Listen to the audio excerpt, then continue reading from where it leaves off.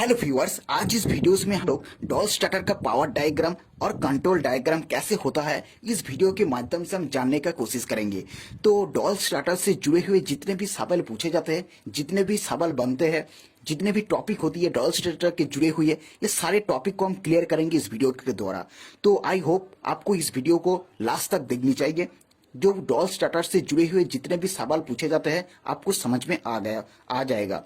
तो चलिए, तो डॉल स्टार्टर का बारे में जो सवाल पूछे जाते हैं कि डॉल स्टार्टर क्या है, डॉल स्टार्टर को हम लोग कितने एचपी के मोटर के लिए यूज करते हैं और डॉल स्टार्टर का कहाँ पे यूज की जाती है, इसका यूज करने के पीछे रीजन क्या है, ये सारे टॉपिक को हम क्लियर करेंगे। तो देखिए, डॉल स्टार्टर क्या है। डॉल स्टार्टर एक तरह से स्टार्टर है जो कि हमको मोटर में यूज करते हैं। तो देखिए, जो हमारे 5 एचपी रेटिंग वाली जो मोटर होती है, उसके नीचे वाले जो मोटर है, 5 एचपी से नीचे वाले जो रेटिंग के मोटर है, उसके अंदर हम लोग डॉल स्टार्टर का यूज करते हैं। तो देखिए, स्टार्टर नाम सुनते हमारे माइंड में एक बात आती है कि स्टार्टर जो है ये हमारा स्टार्टिंग करंट को कम करते हैं, स्टार्टिंग करंट को रिड्यूस करते हैं। लेकिन मैं आपको बता दूं कि ये जो डॉल स्टार्टर है, इसके अंदर स्टार्टिंग करंट को कम करने का कोई भी मेथड यहां पर यूज नहीं किया गया है, इसीलिए इसको नाम रखा गया है डायरेक्ट ऑनलाइन स्टार्टर। यानी डॉल स्टार्टर का जो फुल फॉर्म है वो है डायरेक्ट ऑनलाइन स्टार्टर।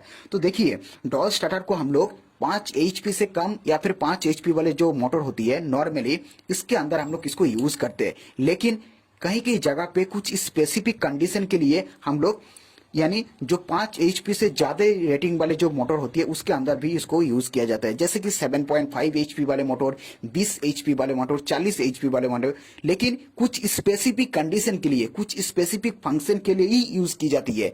लेकिन नॉर्मली अगर बात करें तो नॉर्मली 5 एचपी से कम वाले जो मोटर होती है उसके अंदर डॉल स्टार्टर को यूज की जाती है। तो चलिए बात करते हैं आप इसका इस्तेमाल क्यों की जाती है, यूज करने का पीछे रीजन क्या है। देखिए, डॉल स्टार्टर का यूज करने का पीछे एक रीजन जो है, इसके जरिए हम लोग रिमोटली इसको ऑन ऑफ कर सकते हैं। ये पहला पॉइंट है। दूसरा जो पॉइंट है, ये हमारा overload and short circuit protection भी प्रोवाइड कराती है।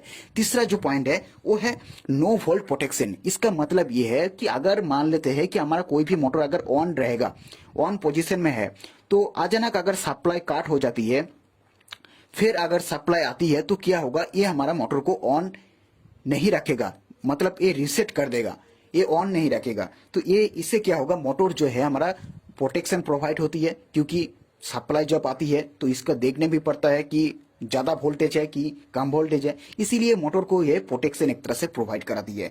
चलिए बात करते हैं इसका सर्किट डायग्राम के बारे में। देखिए, सर्किट डायग्राम की अगर बात करें तो दो तरह का टाइप होती है। एक तो हमारा पावर सर्किट डायग्राम, दूसरा होती है कंट्रोल वायरिंग।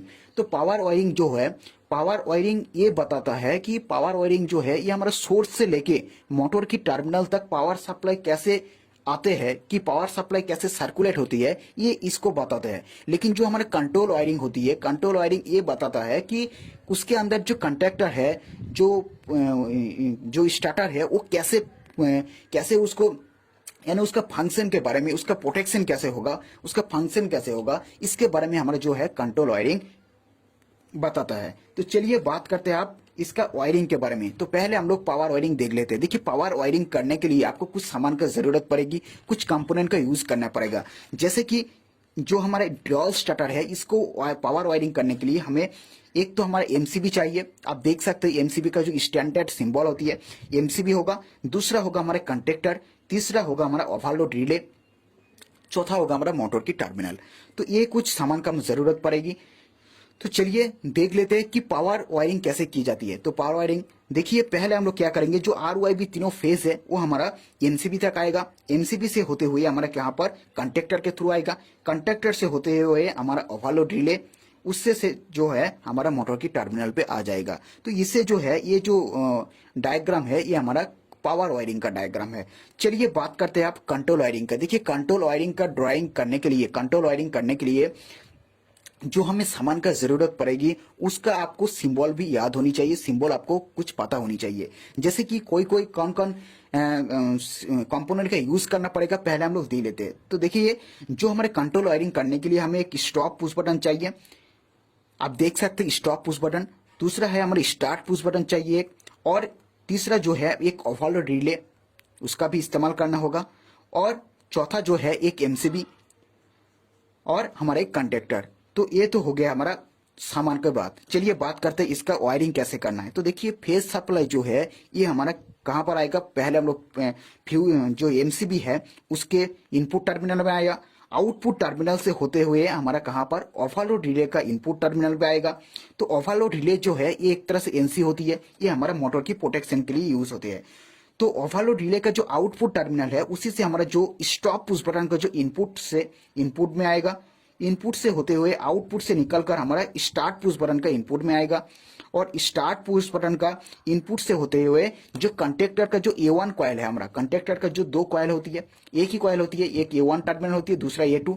A1 टर्मिनल में हम क्या करेंगे, जो स्टार्ट पुश बटन का जो आउटपुट टर्मिनल है उसको कनेक्ट कर देंगे, और A2 के साथ हम लोग न्यूट्रल के साथ कनेक्ट कर देना है। तो ये तो होगा हमारा कनेक्शन, लेकिन ये तो कनेक्शन है पूरी फिलफुल नहीं हुआ है, क्योंकि ये जो है ये हमारा क्या होगा, जब हम स्टार्ट पुश बटन जब प्रेस करेंगे तो क्या होगा, मोटर तो ऑन होगा, लेकिन जब हम स्टार्ट पुश बटन जो रिलीज कर देंगे तो क्या होगा, ये हमारा फिर से बंद हो जाएगा, क्योंकि इसके अंदर होल्डिंग जो डायग्राम है वो नहीं किया गया है। तो पहले हम लोग होल्डिंग कनेक्शन कर लेते हैं। तो होल्डिंग करने के लिए क्या होगा, स्टार्ट पुश बटन जो पैरेलल में हम लोग इसका एनो के साथ कनेक्ट कर देंगे। तो क्या होगा, जब हम स्टार्ट पुश बटन जो प्रेस करेंगे तो सप्लाई जो है हमारा एनो से होते हुए कंडक्टर के जो पॉइंट है, जो होल्डिंग पॉइंट है वो पिकअप हो जाएगा। तो हमारा ये जो है ये सप्लाई आना स्टार्ट हो जाएगा, हमारा कॉन्टेक्टर जो है वो होल्डिंग पोजीशन में होगा, तो कोई दिक्कत वाली नहीं होगा। तो देखते रहिए कैसे हम लोग इसका कनेक्शन करें। तो देखिए फेज सप्लाई जो है वो ओवरलोड रिले का एनसी तक आएगा, एनसी से होते हुए हमारा स्टॉप पुश बटन जो है वो भी हमारा एनसी पॉइंट है, एनसी से आएगा, उसी से होते हुए हमारे स्टार्ट पुश बटन का एनो पॉइंट में आएगा। जब हम स्टार्ट पुश बटन का प्रेस करेंगे तो सप्लाई जो है कंडक्टर का A1 कॉइल में आ जाएगा। तो जो है ये हमारा पिकअप होगा, पिकअप होने से हमारा जो मोटर जो है वो हमारा घूमना शुरू कर देगा।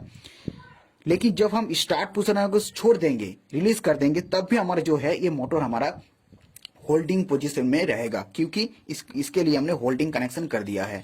तो आई होप आपको डॉल स्टार्टर के बारे में जितने भी सवाल है वो आपको समझ में आ गया होगा। अगर कोई भी डाउट रह जाता है तो कमेंट बॉक्स से जरूर कमेंट कीजिएगा, मैं आपको दूसरे वीडियोस के अंदर आपको समझाने का कोशिश करूंगा। तो मिलते हैं नेक्स्ट वीडियो पर।